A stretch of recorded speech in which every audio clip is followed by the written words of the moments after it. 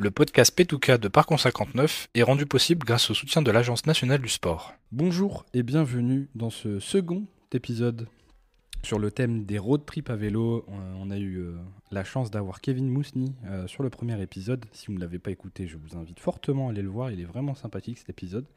Donc moi, je me représente encore une fois, c'est Alexandre, adhérent à Parcours 59 et je suis votre hôte pour ces podcasts P2K, P2K à l'anglaise. Je suis aujourd'hui accompagné d'Arthur du bus à Biclou. Bonjour Arthur, présente-toi auprès de nos auditeurs.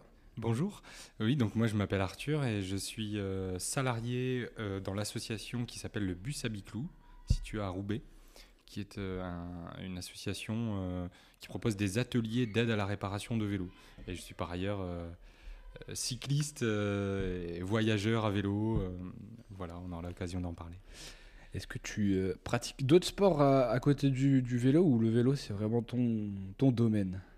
Alors j'ai pratiqué quelques autres sports, mais notamment, enfin un peu de course à pied, mais le vélo c'est vraiment mon domaine, mais sous différentes formes. J'ai du VTT, du vélo de voyage, du gravel, du vélo sur route, voilà, tout style de pratique de vélo, et puis je me déplace à vélo au quotidien. Je confirme, il est arrivé en vélo à la friche, donc là c'est vraiment... tu représentes bien, on va dire, le bus à Biclou, tu vas nous expliquer ça juste après. Mais c'est bien, t'as pré-shot, entre guillemets, une de mes questions, j'allais te parler de ton rapport vis-à-vis du vélo. Est-ce que tu aurais une anecdote marquante dans ton histoire vis-à-vis du vélo ? Un truc heureux ou pas, je sais pas. Alors j'en ai plein, mais je vais essayer de remonter peut-être avec l'approche avec du vélo. Je pense que le vélo, c'est la liberté, tout simplement. C'est le pouvoir de pouvoir voyager au bout de sa rue ou bien plus loin. Mais ouais, c'est ma rencontre avec le vélo. Et l'anecdote, je pense, c'est dans le collège où j'étais, il y avait une section VTT, donc UNSS, C'est trop bien. Union nationale du sport scolaire. Donc c'était où il y avait un petit peu plus de dénivelé qu'ici sur Roubaix, mais dans le bassin minier du côté de Lens-Liévin. Et en fait, j'ai vu une démonstration de VTT quand j'étais en CM2 et je me suis dit, waouh, c'est trop stylé, j'ai trop envie de faire ça. Bon, je ne sais pas si je serais capable. Et voilà, je me suis inscrit et c'est là que ma rencontre avec le vélo s'est accélérée puisque je faisais déjà un peu de vélo. C'est marrant parce que j'y pense, mais notre rapport au vélo, soit on l'a très jeune avec nos parents, ou soit on est voué à avoir une initiation de vélo, comme tu dis, de façon scolaire, vis-à-vis tu sais, des ASSR et tout ça, pour préparer potentiellement un permis moto scooter. Et c'est vrai que moi les seuls UNSS que j'avais à mon collège, c'était foot basket. Bon, c'est déjà bien, parce que ça propose quand même du sport, mais entendre du vélo, franchement, est-ce que je l'aurais imaginé ? Non, mais c'est trop bien parce que du coup maintenant tu es là et c'est incroyable. Comme je l'ai mentionné, donc tu fais partie du bus à Biclou et pas du bus à Biclou, si jamais, hein, on précise, on dit les termes. Est-ce que tu peux nous présenter un peu ce que c'est et ensuite, pourquoi pas nous expliquer comment vous avez fit avec Parcours 59 ? Oui, totalement. Alors déjà le nom, pourquoi ça s'appelle le bus à Biclou ? Parce que donc un biclou c'est un vélo en argot, un biclou, et un bus parce qu'à l'origine on avait ça fait maintenant bien 7 ans que l'association existe. On avait un bus aménagé, itinérant, et on proposait des ateliers mobiles dans la métropole, à Roubaix, aux alentours. Maintenant, on a quitté le bus, on a plus une camionnette qui est encore notre bus, mais on a gardé le nom. L'idée. Et on a maintenant un local aussi, on est implanté à Roubaix, donc là, au quartier du Carrième, sur Roubaix-Est. Moi, ça fait 5 ans que je travaille au bus à Biclou. Et l'association, en fait, elle vit... on est 2 salariés, mais elle vit aussi grâce à des bénévoles, beaucoup de bénévoles. Et c'est un lieu, donc il y a les ateliers au local, les permanences à notre atelier fixe, où on peut venir apprendre à réparer, entretenir son vélo. Et après, il y a la même chose, mais de manière itinérante. Donc on va sur des places, dans l'espace public, on intervient avec des établissements scolaires, avec d'autres associations, dans des entreprises même, pour les salariés, collaborateurs. Et c'est comme ça qu'on a vite rencontré des personnes autour de Parcours 59, parce que voilà, il y avait des petits projets, des liens, donc... Du coup, vous avez lié vos forces et puis la question du road trip est venue. Et est-ce que du coup, le bus à Biclou, c'est une initiative qui est propre aux Hauts-de-France, enfin à la région Nord, ou est-ce qu'on peut retrouver ce genre d'initiative par-delà la France? Alors en fait, c'est un modèle, les ateliers d'aide à la réparation qu'on appelle participatifs et solidaires, donc sous forme d'association. Il y en a en fait des centaines en France. Nous, on fait partie d'un réseau qui s'appelle Le Recyclage, encore un jeu de mots. Donc le recyclage, c'est le réseau francophone des ateliers. Voilà, et il y en a quelques-uns sur la métropole. Il y en a quelques-uns sur la métropole qui sont des fois peut-être même des petits ateliers de quartier qui vont être 100% bénévoles et être ouverts juste 2 mercredis par mois, mais c'est quand même des lieux ressources. Ce qui fait la spécificité, par contre, effectivement, sous forme de bus et de camionnettes itinérantes, là, c'est vraiment une particularité du bus à Biclou dans les Hauts-de-France et même en France, quoi. Puis c'est cool parce que moi je m'imagine juste marcher comme ça dans la rue, voir justement votre bus et voir tous les vélos autour. On se pose forcément des questions et tout le monde, on l'a dit avec Kevin, quasi tout le monde au moins a un vélo ou a accès à un vélo. Et on peut se poser des questions et je pense que déjà c'est un symbole fort que vous ayez gardé votre bus camionnette. Donc ouais, c'est une bonne initiative et je pense que vous aidez pas mal de gens. Est-ce que là, de tête, est-ce que tu pourrais te dire combien, entre guillemets, depuis que vous existez à la Louchette, combien de personnes vous auriez aidé? Je pense que c'est à la louche, je pense que là, c'est simple, on a fait notre assemblée générale il y a quoi? Il y a peut-être un petit mois ou 3 semaines. Et en tout cas, rien que sur l'année 2024, on estime avoir accompagné plus de 1000 personnes, qui représentent à peu près 800 vélos. Donc si on multiplie ça par 7, voilà. Après il y a des personnes qui reviennent effectivement plusieurs fois, mais ça va de la personne qui est restée un quart d'heure et qui a regonflé ses pneus et puis juste fait un petit réglage de frein, à la personne qui a désossé son vélo de A à Z, qui a repeint le cadre et qui a changé des pièces. Enfin voilà, ça va de la petite chose à rien du tout à vraiment un travail d'orfèvre, si je puis dire. C'est ça. sur son biclou, comme on dit. Et du coup, là tu le mentionnais, donc quelles sont les actions types, quels sont les ateliers types que vous proposez du coup si on devait faire un menu entre guillemets les ateliers types, par exemple hier après-midi, donc on était mercredi, en ce moment c'est les vacances scolaires. Là vous devez avoir du monde. C'est ça, donc, et puis il faisait beau, il y avait du soleil. Donc les gens sortent. Totalement, et on avait prévu de se mettre, donc on s'est mis sur la place des Trois Ponts, donc qui est un quartier là à Roubaix-Est, qui est vraiment à 1 kilomètre de notre atelier. Mais le fait d'être à l'extérieur sur la place publique, on est visible et puis ça a été un succès fou. Donc voilà, on était 3 à 4 de l'équipe bénévoles, salariés pour accompagner les gens. Donc il y a eu beaucoup d'enfants, de jeunes, des familles, des adultes. C'est un public très varié. Très varié et il y a beaucoup de vélos qui sont repartis en état et il y en a sur lesquels où il y a encore du travail à faire, mais les gens savent qu'il doit revenir. Il y en a qui vont revenir cet après-midi à notre local. Donc ça, c'est les ateliers à l'extérieur qu'on fait sur Roubaix. Après, on propose des ateliers aussi, donc ateliers pédagogiques dans les écoles et dans les collèges, ou devant les écoles et les collèges à la sortie des cours, 16h30, 17h, au printemps, été, quand il fait beau. On intervient aussi auprès d'entreprises ou de grosses assos pour animer des ateliers d'aide à la réparation, donc toujours participatif pour les salariés, les collaborateurs. Donc ça, on le fait pas mal. Surtout en ce moment, il y a un challenge qui s'appelle Mai à vélo, Ah oui, c'est vrai, je sais ouais. pas si, Je crois qu'ils le font à l'université de Lille. ouais, totalement, ça prend de plus en Ouais. plus. Ça, je crois que ça fait 6 ans que ça existe.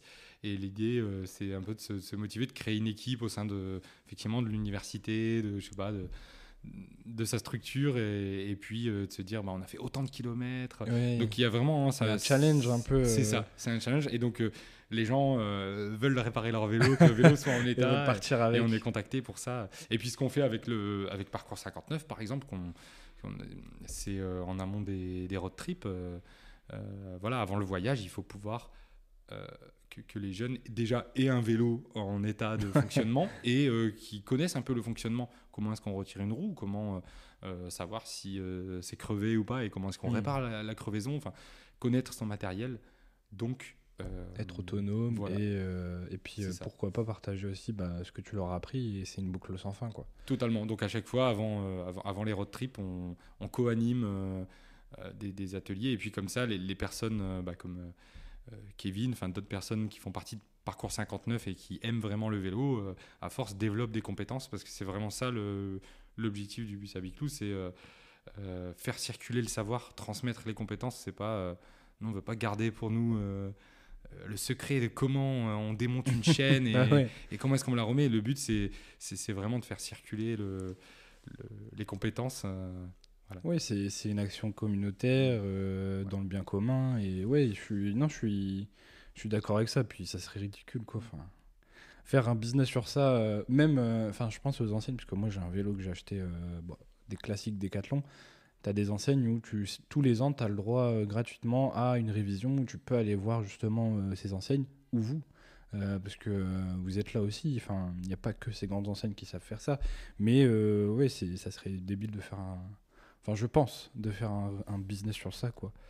Et puis si je peux, oui, si je peux ajouter, je sais pas, en tout cas, pourquoi il y a beaucoup d'ateliers comme ça qui sont créés de manière associative. Il y a réparer des vélos. Alors je parle pas de, peut-être que réparer des vélos qui coûtent 3000 € et changer des belles pièces, là ça peut être effectivement un business rentable, mais en fait entretenir le vélo qui coûte 100 €, en fait c'est pas quelque chose de rentable. Si on devait payer en fait des gens, donc nous en tant qu'association on arrive à avoir quelques subventions qui nous permettent d'avoir un modèle économique, et la philosophie de les gens réparent eux-mêmes, mais on les accompagne, on les aide, ça permet en fait d'entretenir des vélos. Enfin, c'est pas rentable en fait de réparer des vélos à 100 €. Ça coûte 100 € de réparer un vélo à 100 €. Autant racheter un nouveau. Donc, souvent, c'est ce qu'on se dit, quoi. Mais venir dans un atelier comme le nôtre, par contre, ça va coûter 10 €. Oui. Et en plus, on va vous aurez l'expérience. Ouais. Et puis peut-être créer un réseau.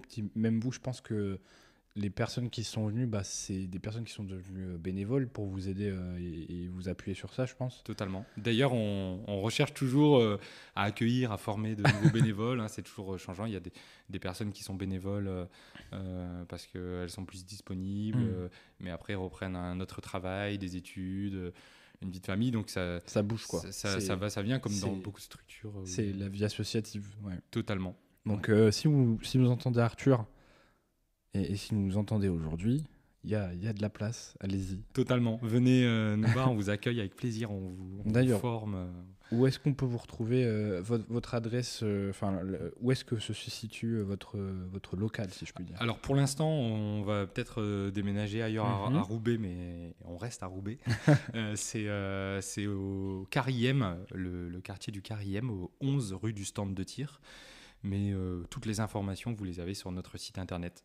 C'était une autre de mes questions. C'est ça, busabiclou.org. Vous tapez bus à Biclou. A priori, on est bien référencé. Et ben voilà. Donc, n'hésitez pas. En plus, j'avais prévenu une question si vous aviez un site ou une page Instagram. Donc, voilà. La page Instagram, c'est vrai qu'on l'a un peu abandonnée. On a un Facebook. On a une page Instagram, mais j'avoue qu'elle n'est pas du tout nourrie. Mais le Facebook, un petit peu plus. Pourquoi pas si... je m'avance peut-être, mais si vous avez une appétence pour le vélo et que vous aimez les réseaux sociaux, pourquoi pas proposer à Arthur et être un peu votre futur CM bénévole. Complètement. En plus, les réseaux sociaux, on le sait maintenant, c'est le b.a.-ba, ça aide beaucoup. C'est un peu le bouche à oreille du futur. Même si là, tu l'as dit, vous avez fait une action hier, précédemment et je pense que les gens ils ont dû se parler entre eux. Il y a dû avoir des frères et sœurs qui sont venus ou des familles suite à leur venue durant votre action. Donc ouais, ben Avec plaisir. allez-y, n'hésitez pas. Là c'est ouverture des candidatures pour le bus à Biclou. Mais c'est normal parce que le podcast aussi, il a pour but de ok, on parle des thèmes, mais aussi on parle des intervenants et de ce qui se passe autour. Donc peut-être je vais me faire taper sur les doigts parce que chaque fois je fais faire de la pub. La dernière fois c'était Kevin et son livre.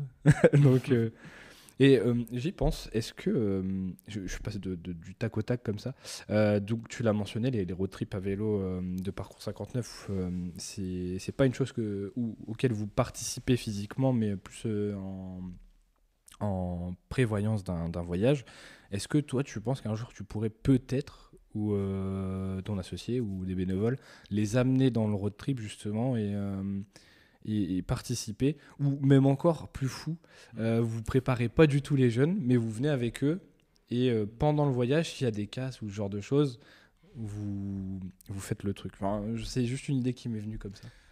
Ah oui, tout à fait. C'est une invitation et peut-être je vais te mettre dans une sauce Non, avec mais Kevin. tout à fait. En fait, on en a déjà parlé, on en a déjà discuté de ça avec Kevin, et c'est toujours. Il y a même eu un peu la proposition de faire ça. Peut-être que cette année, on verra. Peut-être que moi ou quelqu'un d'autre du bus à Biclou, mon collègue, rejoindra sur un bout d'étape d'un des road trips.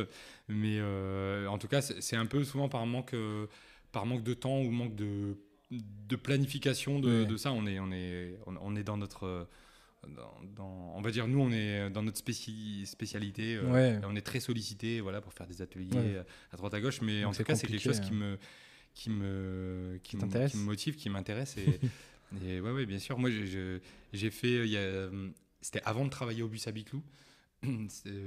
J'avais participé à un voyage en tant qu'animateur, enfin dans l'équipe encadrante de voyage à vélo et jeux. C'était Ludo vélo, quoi. C'était très chouette sur une semaine. Et vous êtes parti où? Ça restait en Picardie, mais c'était déjà du voyage. On était voilà. Et toi, à l'instar de Kevin, est-ce que toi, tu as en tête, personnellement, peut-être de faire un road trip comme lui, je sais pas moi, sur toute l'Europe ou ce genre de choses? Est-ce que c'est des choses qui sont prévues pour toi? Alors, j'ai jamais fait de road trip aussi long. Enfin, j'ai pas fait, je sais pas où, Suède, Istanbul. Pourquoi faire, hein, voilà, pourquoi faire. Mais franchement, moi, je me délecte quand je lis le livre de Kevin. Franchement, ça me fait voyager dans mon canapé. Mais par contre, je fais des voyages à vélo en France. J'ai déjà fait les choses un peu connues. Je sais pas, la Loire à vélo ou d'autres véloroutes. Et j'ai déjà fait du vélo avec des amis en Allemagne. Enfin, voilà, je voyage quand même à vélo, mais plus sur des durées de 2 semaines, 3 semaines grand maximum. C'est déjà pas mal. Sur 2 semaines, avec effectivement, en faisant un peu de bivouac, etc. C'est déjà pas mal, parce qu'il n'y a pas beaucoup de gens, y compris moi, qui seraient dans l'idée de le faire. Tu vois, et donc, c'est super. Moi, j'ai commencé par je vais partir faire une nuit ou 2 nuits dans l'Avesnois ou dans les Ardennes, mais il y a des itinéraires. Je pourrais donner plein d'infos après.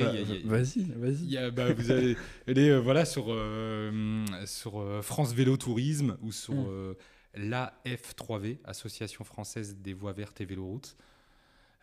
On est quand même ici autour de Roubaix et partout en France. Il y a beaucoup de voies le long des canaux, d'anciennes voies de chemin de fer. Il y en a beaucoup aussi en Belgique.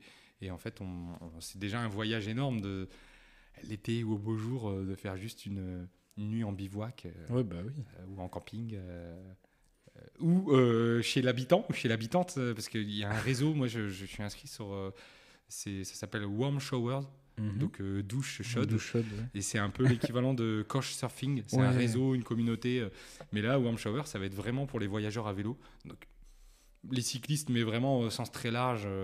Moi, j'ai déjà dormi chez des gens et accueilli des gens chez moi. C'est un échange, c'est un peu comme le couchsurfing. Exactement. Et on peut accueillir la personne si on a Donc sur son canapé, sur Une un place, lit, ouais. une chambre d'amis ou dans son jardin juste pour planter sa tente ou même juste pour venir Prendre un boire coup un de douche café, ou quoi, une ouais. douche et puis recharger son téléphone 1 heure, accueillir C'est des trop bien, ça. voyageurs et ça permet de... Enfin, il y a des gens, là, si vous inscrivez sur Warm Shower, vous allez peut-être accueillir Tomber sur Arthur. une famille de Slovènes qui va Ah ouais. venir jusqu'à Roubaix et il y en a. C'est incroyable. Voilà, c'est- Bah, c'est des bonnes infos à avoir parce que on se dit, enfin, je pense le plus dur quand on se dit ouais, je vais aller faire un road trip, c'est où est-ce que je vais dormir, où est-ce que je vais me laver, où est-ce que je vais manger, où est-ce que je vais recharger mon téléphone si j'en ai un. Enfin, et ouais, c'est bah là, t'as répondu à beaucoup de questions que personnellement je me serais posées. Parce que moi, mon maximum, c'était un Lille tourné et c'est tout. Et après, on est rentré, donc c'est quand même à côté, même si ça va. Moi, j'ai pas eu de galère sur celle-là. Toujours Arthur et Sofiane, si un jour, parce que j'ai aussi un ami qui s'appelle Arthur, il crève tout le temps. Si un jour ils m'écoutent, et ben force à vous, parce qu'une fois ils se sont tapés un délire à faire un Lille-Bruxelles, ils ont crevé, et puis c'était dans une partie de la Belgique où c'était la Wallonie, donc ils parlaient pas forcément français. C'était une galère pour eux. Peut-être qu'avec justement le réseau dont tu parlais, le Warm Shower, ils auraient potentiellement trouvé des personnes aidantes. Mais ouais, c'est intéressant de savoir ça et limite, je pense que vous pouvez aussi trouver des guides. Enfin, maintenant, on n'est pas, comment dire, on n'est pas sans information avec le monde d'aujourd'hui. Mais je suis content d'avoir posé cette question parce qu'on apprend plein de choses au-delà du road trip. Enfin, ça, c'est quand même concerné parce que même Kevin, peut-être qu'il ne le savait pas, mais j'en doute vu qu'il nous a fait un deal Istanbul, Suède, partout.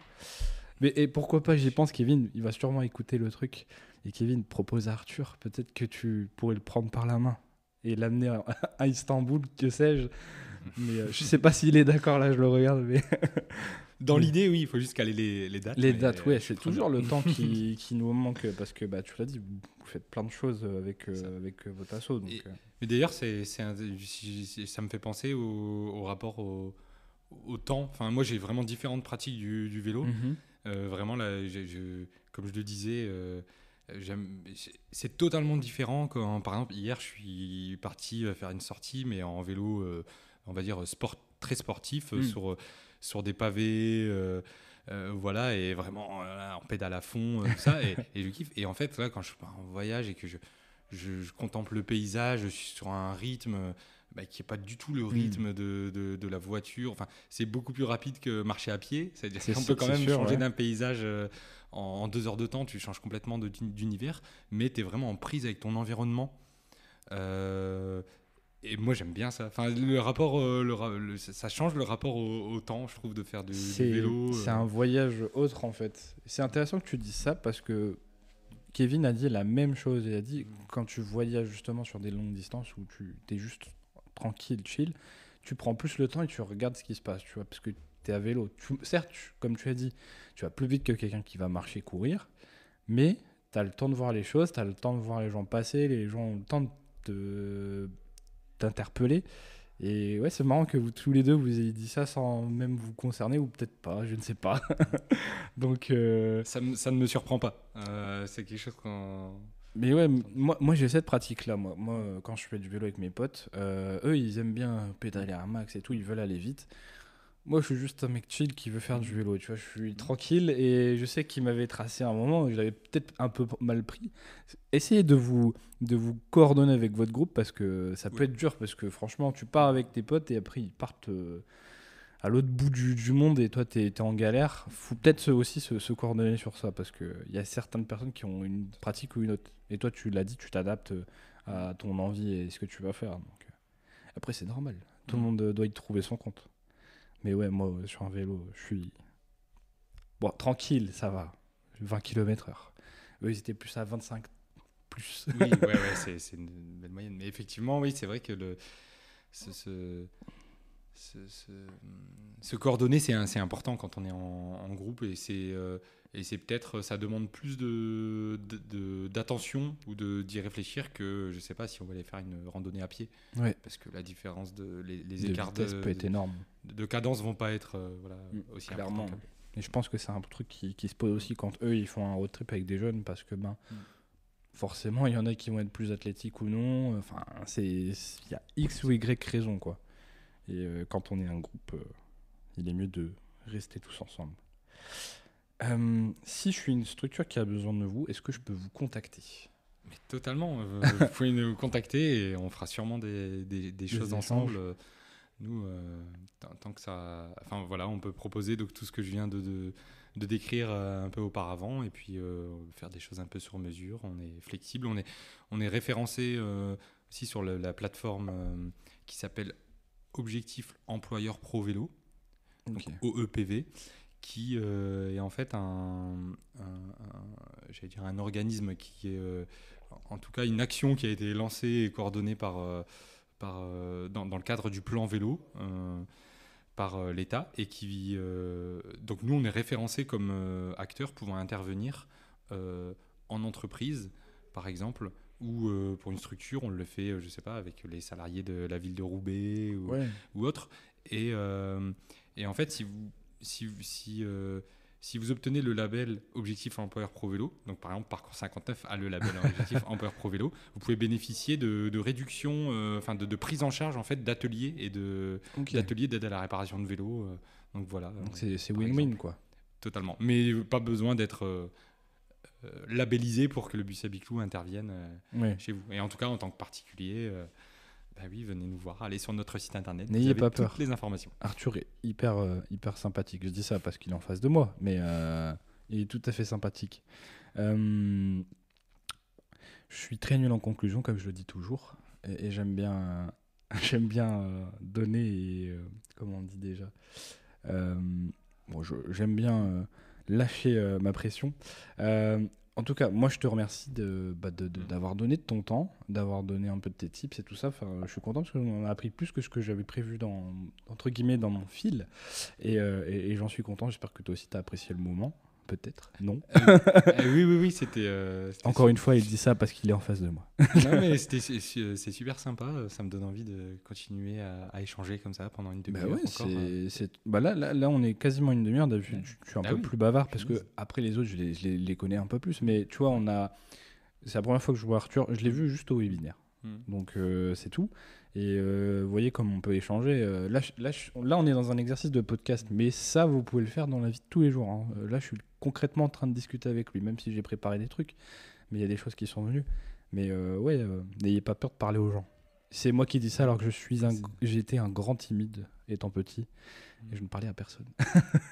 Mais oui, je te remercie beaucoup. Je te remercie beaucoup pour tout ce savoir. Pour terminer, j'ai oublié de te demander ça. Qu'est-ce qui est ta plus grande fierté vis-à-vis de ces road trips avec Parcours 59 ? Qu'est-ce qui te dit que voilà, t'es heureux d'avoir passé le pas et d'être allé avec eux faire des trucs ? Mais c'est de voir en fait des jeunes qui disaient non mais moi jamais j'arriverai mais quoi mais changer mais enfin réparer une chaîne et rouler au-delà de Roubaix quoi aller en Belgique aller au Luxembourg aller en Allemagne et en fait c'est voir quand ils rentrent, toute l'évolution et tout ce que les jeunes ont à rapporter de cette aventure, parce que c'est une aventure, enfin, en fait, ça transforme. Je pense que ça transforme du coup, pas que le vélo, c'est le voyage plus largement. Le road trip, c'est quelque chose qui transforme. Et puis moi, je me dis, bah, tiens, là, on a des cyclistes, enfin des gens qui sont devenus un peu plus cyclistes que ce qu'il était, ou qui sont devenus. Vous êtes un peu le fil conducteur, quoi. C'est ça qui milite et qui aimerait bien qu'il y ait de plus en plus de gens qui fassent du vélo à Roubaix et autour au quotidien pour se déplacer. Bah, en fait, ça y contribue.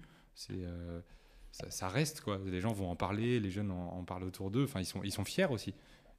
C'est une fierté, quoi. Puis de la solidarité, de voir la solidarité. Entre eux.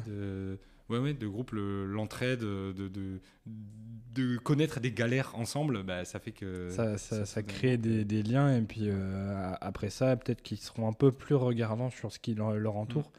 Parce que bon, ça fait un peu cliché, un peu vieux ce que je dis, mais on est vraiment sur un monde où l'individualisme est énorme et même grâce à toi, je sais pas, l'un de ces jeunes ou l'une des personnes que vous avez aidé former, elle va être dans la rue, elle va se balader, elle va voir quelqu'un en galère avec une chaîne à vélo, ce qui arrive, je pense, tous les jours. et elle va être en mesure de l'aider et ça va créer peut-être un lien ou que sais-je, ou pas du tout, mais au moins là, vous les avez sensibilisés à faire attention à l'autre, à savoir utiliser un vélo. En fait, le point numéro 1 de votre objectif, c'est savoir être autonome avec un vélo, mais C'est ça. de ça en découle ce que j'ai dit, potentiellement aider un individu, une personne qu'ils ne connaissent pas dans la rue, ou que sais-je.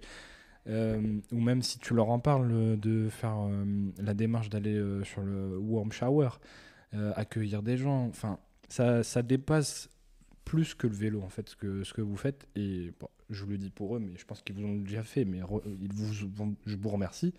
Et c'est trop bien, et on remercie toutes les autres associations qui font ça par-delà le monde et en France. Donc, merci. Merci à toi. Pour conclure, du coup, j'aime donner le dernier mot à mon invité, parce que je ne sais pas conclure. J'avais été un peu vite juste avant, parce que j'aime bien blablater. Mais je te remercie pour cette superbe discussion, et je te laisse maintenant le dernier mot. Ça peut être n'importe quoi, ça peut être une situation, un mot, ou peu importe. Un mot, mais ça peut être, ça peut être une mini anecdote. Allez. C'est une fois sur un atelier mobile, enfin un atelier, voilà, on était itinérant, on était sur un marché avec le bus à Biclou, et il y a une personne qui était malvoyante, mais vraiment qui voyait, enfin elle pouvait pas détecter des rondelles, des outils, etc. Et en fait, elle a changé ses patins de frein et elle a réglé ses freins de manière accompagnée. Et en utilisant ses sens, notamment le toucher et puis l'ouïe, quoi. Et en fait, elle est repartie après. Donc, elle connaissait, en fait, elle voyait un peu des formes. Donc, elle arrivait à rouler à vélo sur des itinéraires qu'elle connaissait, vraiment sécurisant. Et puis, c'est fou. Et puis, elle avait un truc un peu pour écarter les voitures. Donc, voilà, c'est d'avoir accompagné Cette une personne personne malvoyante à changer ses patins de frein et à régler son frein. Une anecdote parmi tant d'autres. Et vive le vélo. Vive le vélo. Et si vous voulez retrouver Arthur, n'hésitez pas. busabiclou.org, c'est ça? C'est ça. Et n'hésitez pas à les contacter. Merci beaucoup. Merci à vous de nous avoir écoutés.